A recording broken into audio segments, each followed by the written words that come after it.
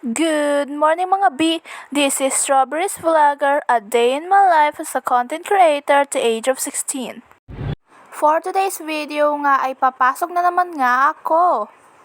Medyo madilim pa nga sa mga oras na yan pero ang sabi nga nila ay umalis na nga kami at baka malate ako. Pasensya nga po pala kung hindi ko na napakita yung mga kaganapan ko kanina bago kami umalis.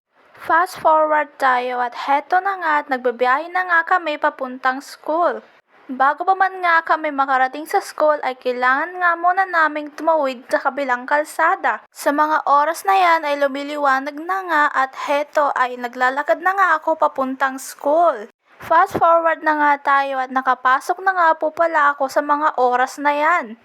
Pagkapasok ko nga ay heto at kakaunti pa lamang kami. Sa mga oras na yan ay break time nga namin kaya lumabas nga muna kami para maglaro. Fast forward na nga tayo at heto at pauwi na nga kami, pasensya na po at hindi ko na napakita yung iba pang details na nangyari sa school.